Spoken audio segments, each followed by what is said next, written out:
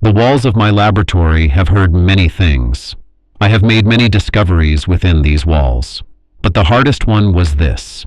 The universe is already answering you. You simply cannot hear it because the noise inside you drowns everything else out. My name is Nikola Tesla. I am speaking to you from my laboratory, and behind my voice you can hear the quiet hum of my equipment. I have spent my entire working life studying the behavior of invisible forces, waves, fields, resonance. And what I will tell you today is not theory. It is observation, direct observation from decades of work in this room. Most people believe that aligning with the universe is something that requires great effort, a long search, special knowledge. I believed this too for many years.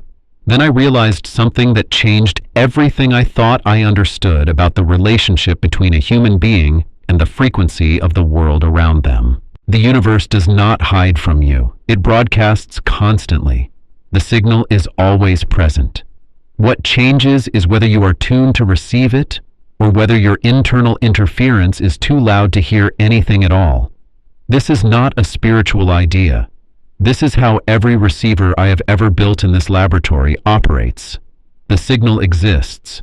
The question is always about the receiver. Let me show you what I mean. The first thing you need to understand is that everything vibrates. Not just the coils on my workbench. Not just the copper wire running through my machines. Everything. The air between two people having a conversation. The silence in a room after a difficult decision. The particular quality of a morning before anyone else has woken. Everything vibrates at a frequency, and those frequencies interact with each other in very specific and predictable ways. When I first understood this, I spent 3 years simply measuring. I wanted to know whether human beings had a measurable frequency, not their heartbeat, not their breathing, something deeper. Something that changes when a person is making decisions aligned with their true direction versus decisions made out of fear or confusion. What I found surprised even me. Stay with me because the next part changes the meaning of everything before it. A person who is aligned with their own direction produces a consistent internal frequency. You can feel this in conversation with them. There is no static, no interference. What they say and what they do and what they intend are all running at the same frequency. They are not fighting themselves. The signal is clean. A person who is not aligned produces interference. The frequency shifts constantly. They say one thing and feel another. They intend one direction, but move in 3 others. Every internal contradiction produces noise, and that noise blocks the signal from outside. The universe cannot reach a receiver that is broadcasting interference on every channel simultaneously. Think about someone you know who always seems to find what they need.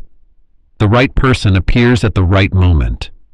The right decision becomes obvious when it is needed. The right path reveals itself when the previous one closes. You probably know at least one person like this, and you have probably wondered what is different about them. I will tell you what is different. They are not luckier than you. They do not have better circumstances. What they have is a cleaner receiver. Their internal frequency is consistent. They have reduced the interference. Not by becoming perfect. Not by knowing more than anyone else. Simply by removing enough of the internal noise that the signal can reach them. Now I want you to do something. Sit quietly for a moment and ask yourself this question. When was the last time you made a decision that felt completely clear, not comfortable, not safe, not approved by everyone around you, but completely clear, like a signal with no static at all? If you have to think back more than a few days, then your receiver needs attention, and I will show you exactly how to tune it. But here is what most people miss. The hidden path I am describing is not hidden because someone concealed it. It is hidden because it requires you to look in a direction most people never look. Inward. Not for answers. Not for inspiration. Simply to identify and reduce the sources of interference that are blocking the signal that is already being sent to you. There are 5 sources of interference I have identified in my years of observation. Every person I have ever spoken to at length carries some combination of these 5. And removing them one by one is what aligning your life with the universe's frequency actually means in practical terms. Not as a metaphor, as a practice. The first source of interference is unfinished decisions. I do not mean large decisions about the direction of your life. I mean the small ones that pile up. The conversation you have been avoiding. The arrangement you have not settled. The small commitment you made and have not kept even to yourself. Every unfinished decision continues to consume a portion of your internal frequency. It is like leaving a circuit partially open. The current runs, but it powers nothing. It just hums in the background, adding to the noise.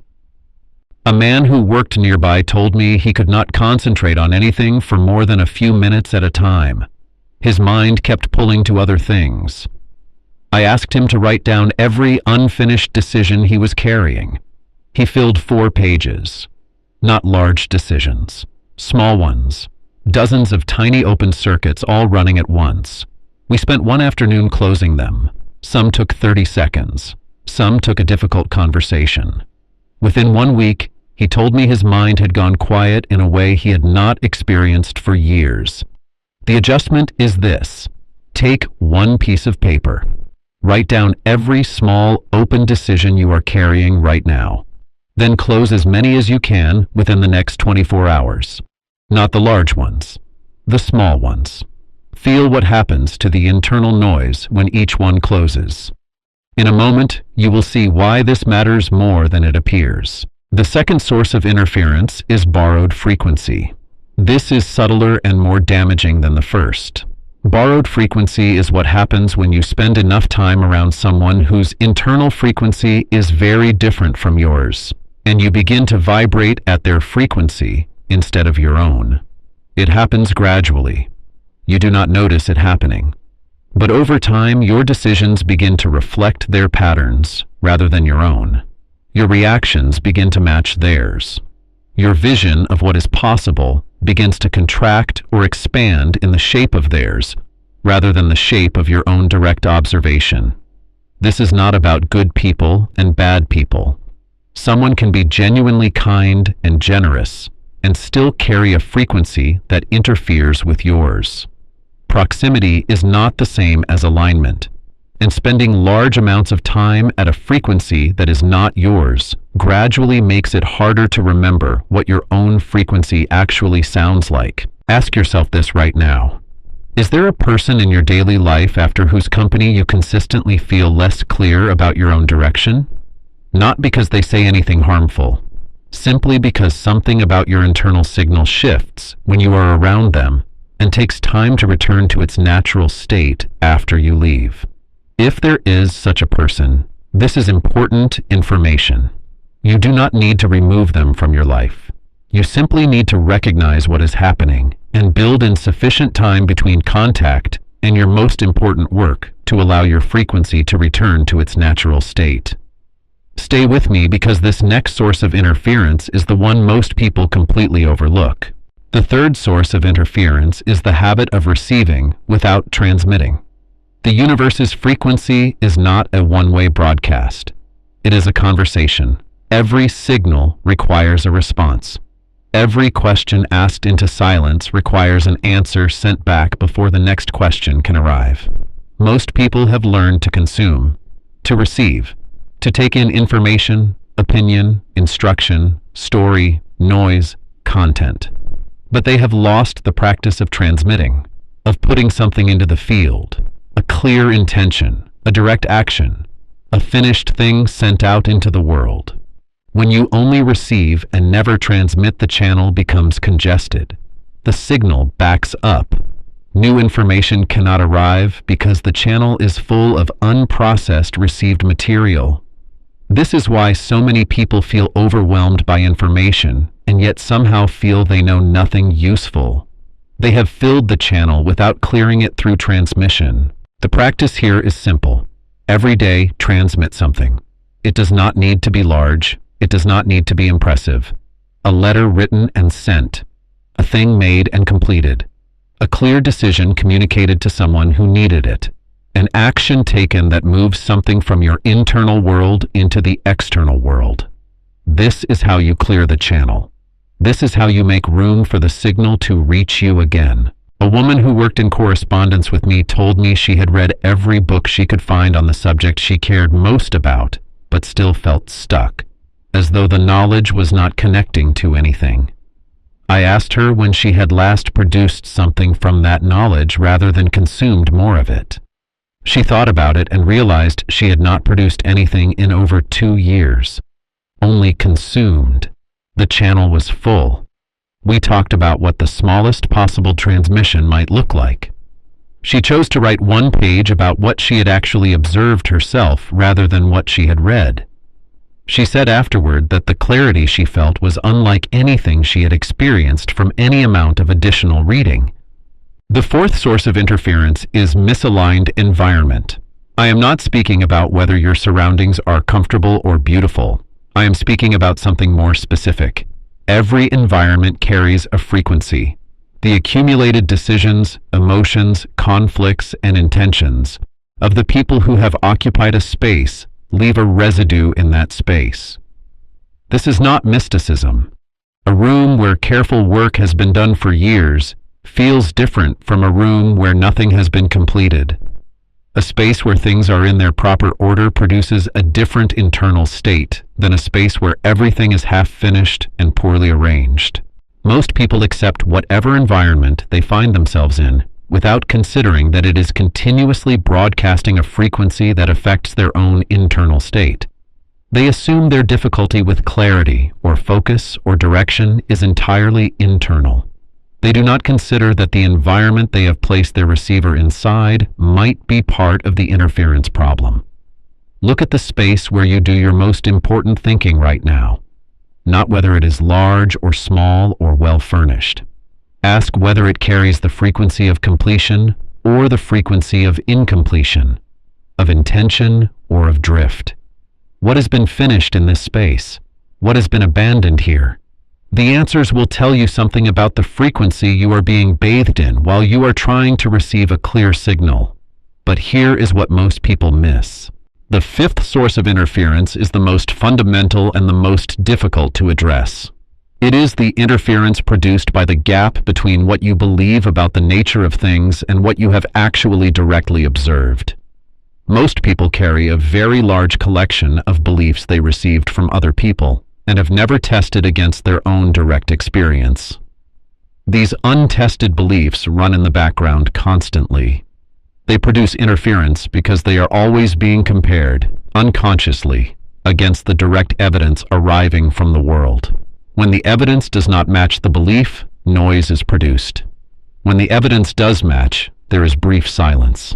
But most people have so many untested beliefs running simultaneously that the noise never fully stops. The practice here is not to discard your beliefs. It is to test them, to take one belief at a time and ask yourself what your own direct observation actually supports. Not what you were taught, not what most people around you think. What have you yourself actually seen? What have you actually been able to verify through direct experience in your own life? When you begin this process, the noise begins to reduce. Not because you abandon everything you were taught, but because you replace received beliefs with observed ones. And observed beliefs do not produce interference. They produce clarity. Now let me bring these 5 together and show you what they have to do with the hidden path. The path toward aligning your life with the universe's frequency is hidden not in some external location. It is hidden in the interference you are producing yourself. Unfinished decisions, borrowed frequencies from those around you, a channel congested with received material that has never been transmitted back out, an environment broadcasting the frequency of incompletion, and a mind running dozens of untested beliefs simultaneously. Remove these 5 sources of interference one by one, and something very specific happens. The signal that has been trying to reach you becomes audible. Not because the universe begins to speak louder, but because you become quiet enough to hear what has been broadcast to you all along. I have observed this in every person I have known who found their true direction in life. None of them achieved it by adding more, by learning more, accumulating more, striving harder. They achieved it by removing, by becoming cleaner, by reducing the interference until the signal could reach them. I have spent my life building receivers. The finest receivers I ever built were the ones that produced the least internal noise. The same principle applies to you. Which of these 5 sources of interference do you recognize most clearly in your own life right now? Sit with that question honestly.